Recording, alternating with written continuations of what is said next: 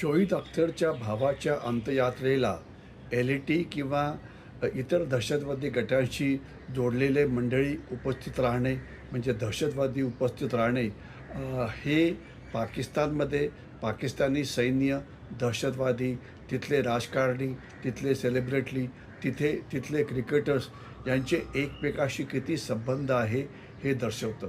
घटना नेमकी अशी होती की शाहिद अख्तर जो आहे त्याच्या भावाचा दफनविधी झाला आणि त्यामध्ये वेगवेगळ्या प्रकारचे दहशतवादी आणि त्यांचे समर्थक तिथे प्रेझेंट होते आणि तिथे असलेल्या अनेक लोकांचा जो संबंध आहे हा पाकिस्तान मर्कजी मुस्लिम लीग, त्याच्यानंतर PML, PMML म्हणजे ज्या दहशतवादी संघटना असतात त्यांच्या ज्या फ्रंट ऑर्गनायझेशन्स असतात ज्यांच्याशी आहे आणि या ज्या संघटना आहेत यांचा संबंध लष्कर-ए-तोयबाशी आहे, जैश-ए-मोहम्मदशी आहे आणि काही काही वेळा यांना एक राजकीय फ्रंट असं म्हटलं जातं.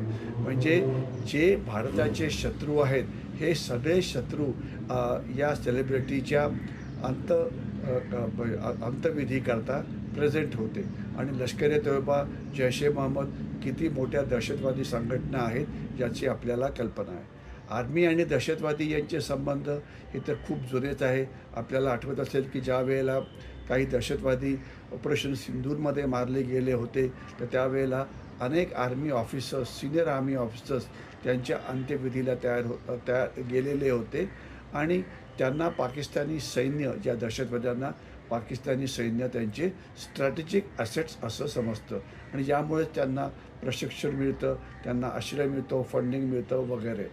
परंतु तोपर्यंत राजकारणी आणि सेलिब्रिटीज यांचा प्रश्न आहे तर त्याचं महत्त्व काय आहे की ज्या वेळेला अशा प्रकारची राजकारणी किंवा सेलिब्रिटीजच्या कार्यक्रमाकरता दहशतवादी येतात तर हे धार्मिक पोलरायझेशन दाखवतं, हे जिहाद तिथे किती आत रुजलं आहे हे दाखवतं आणि याचा अर्थ की ज्यांच्या अंत्यविधीला ते होते ते सगळे लोक दहशतवाद्यांना उघड किंवा मौन पाठिंबा देत होते.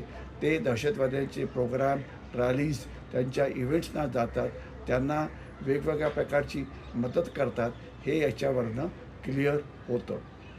याचा शोईद अख्तरला काय फायदा आहे तर त्यांना फायदा असा आहे की त्याच्यामुळे त्यांचं जनतेमध्ये स्टेटस वाढतं की बघा आम्ही किती महत्त्वाचे आहोत, आमच्या अंत्यविधीकरता एवढे मोठे दहशतवादी प्रेझेंट होते आणि या दहशतवादी प्रेझेंट असलेल्यांचे फोटो दहशतवादी संघटनांनी आपल्या साईटवरती टाकावा, आपल्या ट्विटर हँडलवरती टाकावा, आपल्या फेसबुकवरती टाकावा किंवा आपल्या इतर सोशल मीडियावरती टाकावा.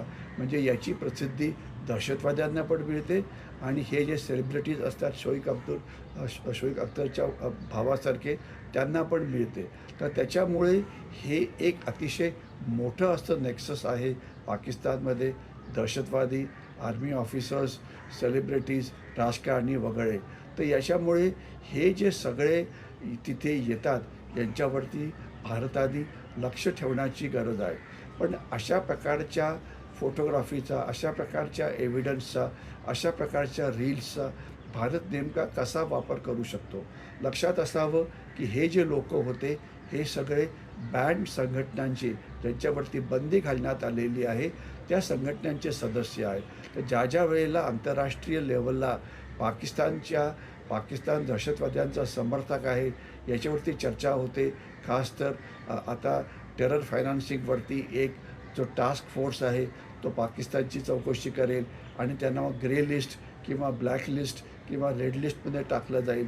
तर अशा वेळेला अशी माहिती आपण जगाच्या समोर, युनायटेड नेशन्सच्या समोर मांडवून त्यांना दाखवलं पाहिजे की पाकिस्तान हा किती उघडपणे या दहशतवाद्यांचा, त्यांच्या समर्थकांचा, त्यांच्या ऑर्गनायझेशन्सचा पाठिंबा देतो हे जगाला आपण दाखवून दिलं पाहिजे.